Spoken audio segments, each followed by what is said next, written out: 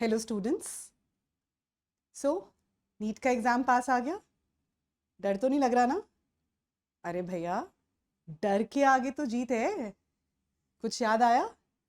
हाँ, यही ये जो कोल्ड ड्रिंक्स आप छुप छुप के पीते हो ना, अरे इन्हीं में छुपा है हमारे PYQs का बहुत इंपॉर्टेंट कंसेप्ट। सोचो सोचो। Yes, +2 solution chapter and Henry's law. So Henry's law क्या एक्सप्लेन करता है? Effect of pressure on the solubility of a gas in liquid. और बहुत ही सिंपल वर्ड्स में, गैस का प्रेशर लिक्विड के सरफेस के ऊपर जितना ज़्यादा होगा, गैस की सॉल्युबिलिटी भी लिक्विड में उतनी ज़्यादा होगी। अब ये जो हमारी कोल्ड ड्रिंक्स होती हैं, इनमें यही तो होता है, ये हेनरीज लॉ की एप्लीकेशन ही तो है। जब इनको पैक किया जाता है उस टाइम पे बहुत हाई प्रेशर पे कार्बन डाइऑक्साइड को डिसॉल्व करा दिया जाता है, एंड जिस टाइम पे हम लिड ओपन करते हैं, गैस का प्रेशर डिक्रीज हुआ, सॉल्युबिलिटी डिक्रीज और गैस बाहर निकलनी शुरू हो गई। और यही हमारी एनसीईआरटी कहती है। आइए देखते हैं। अब एनसीईआरटी ने क्लियरली कहा है कि Henry was the first one two give quantitative relationship between pressure of gas and solubility of gas. And NCERT की क्लियर लाइंस हैं जिसमें एनसीईआरटी डिफाइन कर रही है कि at a constant temperature the solubility of a gas and liquid is directly proportional to the partial pressure of the gas present above the surface of liquid or solution। मतलब वही बात हो गई कि गैस का प्रेशर लिक्विड के surface के ऊपर जितना ज़्यादा होगा, गैस की सॉल्युबिलिटी भी लिक्विड में उतनी ज़्यादा होगी। So simple. अच्छा, अब हमने सॉल्यूशन चैप्टर में पढ़ा है कि अगर किसी चीज़ की सॉल्युबिलिटी किसी लिक्विड में ज़्यादा होती है तो उसकी मोल फ्रैक्शन भी तो ज़्यादा ही होती है ना जी। तो यहाँ पे भी वही वाली बात है, अगर गैस लिक्विड में ज़्यादा डिसॉल्व करेगी तो उस लिक्विड में गैस की सॉल्युबिलिटी ज़्यादा है तो मोल फ्रैक्शन भी ज़्यादा है। तो इसी को एनसीईआरटी ऐसे भी कहना चाह रही है कि इफ़ वी यूज़, ठीक है ध्यान से देखते हैं, if we use mole fraction of gas in the solution as a measure of its solubility, then it can be said that, अगर हम solubility का एक measure mole fraction को ले रहे हैं तो ऐसा कहा जा सकता है कि mole fraction of gas in the solution is proportional to the partial pressure of gas over the solution। ठीक है, कहने का मतलब ये है, अगर गैस डिसॉल्व ज्यादा होगी तो गैस की मोल फ्रैक्शन भी ज्यादा होगी। तो वही वाली बात हो गई, गैस का प्रेशर लिक्विड के सरफेस के ऊपर जितना ज्यादा, गैस की सॉल्युबिलिटी ज्यादा एंड गैस की मोल फ्रैक्शन भी लिक्विड के अंदर उतनी ज्यादा। अब इसी को एनसीईआरटी दूसरे टर्म्स में डिफाइन कर रही है जिसको हम most commonly used form of Henry's law कहते हैं, जो डिफाइन करती है कि the partial pressure of the gas in vapor phase is proportional to the mole fraction of gas in the solution। ठीक है, आइए समझते हैं।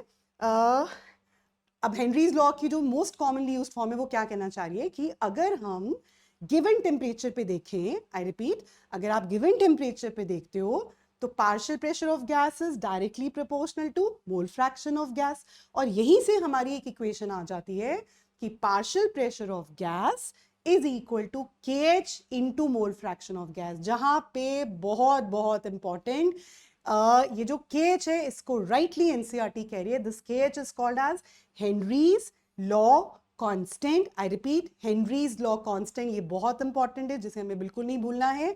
और वही वाली बात, अगर हम गिवन प्रेशर पे देखें, अब आपने बोला partial pressure of gas is equal to KH into mole fraction, तो गिवन प्रेशर पे अगर हम देखते हैं तो KH mole fraction of gas के इनवर्सली प्रोपोर्शनल होता है। अब बहुत सिंपल बात है, अगर गैस की सॉल्युबिलिटी लिक्विड में ज्यादा होगी तो मोल फ्रैक्शन भी ज्यादा होगी भाई, एंड मोल फ्रैक्शन ज्यादा होगी तो हेनरीज लॉ कांस्टेंट कम होगा। जिसका मतलब यहां से हम ये बात कंक्लूड कर सकते हैं कि अगर गैस की सॉल्युबिलिटी ज्यादा हुई तो हेनरीज लॉ कांस्टेंट जो है वो कम होगा, विच मींस कि जो हेनरीज लॉ कांस्टेंट है वो सॉल्युबिलिटी ऑफ गैस के इनवर्सली प्रोपोर्शनल है। और एग्जैक्टली यही बात एनसीईआरटी भी कह रही है। आइए देखते हैं।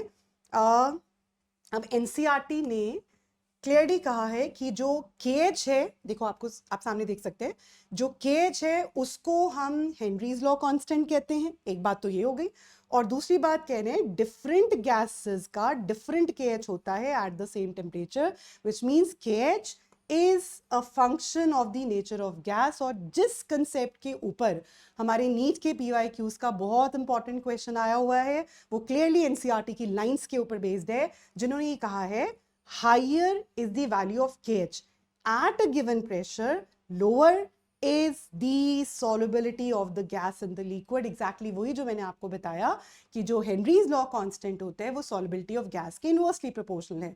तो KH जितना ज्यादा होगा गैस का, solubility उतनी कम होगी। अब इसी के ऊपर हमारी नीट का पीवाईक्यू का क्वेश्चन आया है जो जल्दी से हम डिस्कस करते हैं।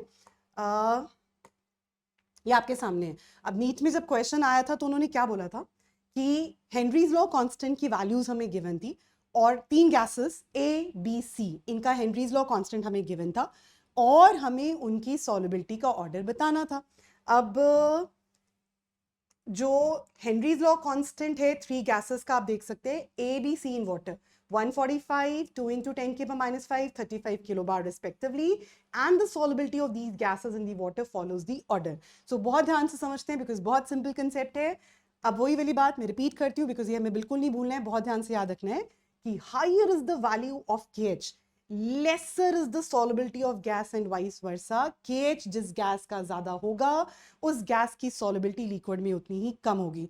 तो KH का ऑर्डर यहां से आपके सामने, A का KH 145 सबसे ज्यादा, उसके बाद 35 C का, उसके बाद 2 into 10 की पावर माइनस 5 किसका हुआ, B का, विच मीन्स KH का ऑर्डर हमारा हुआ A C B, और जो ऑर्डर KH का होगा, बोलो बोलो, जो ऑर्डर KH का होगा बिल्कुल ठीक, सॉल्युबिलिटी ऑफ गैस का ऑर्डर उसका बिल्कुल रिवर्स होगा। तो अगर KH का ऑर्डर ACB है तो solubility of gases in liquid का order B C and A होगा, which means the answer to this question is second option, B की सॉल्युबिलिटी सबसे ज्यादा, उसके बाद C की और उसके बाद A की। So आपके सामने है एनसीईआरटी के कंसेप्ट्स के ऊपर किस तरह के नीट के पीवाईक्यूज बेस्ड होते हैं, विच मीन्स एनसीईआरटी हमें बहुत थॉरोली पढ़नी है। और केमिस्ट्री की भाषा में मुझे ऐसे बोल देना चाहिए कि एनसीईआरटी हमें ऊपर ऊपर से मतलब एब्जॉर्ब नहीं करनी है, थॉरोली पढ़नी है, मतलब अपने अंदर अच्छे से एब्जॉर्ब कर लेनी है। सो ऐसे ही इंपॉर्टेंट कंसेप्ट्स के लिए सब्सक्राइब करें helix institute. Stay tuned for the next video, and till then, stay calm, stay positive, and give your best for NEET preparation. Thank you.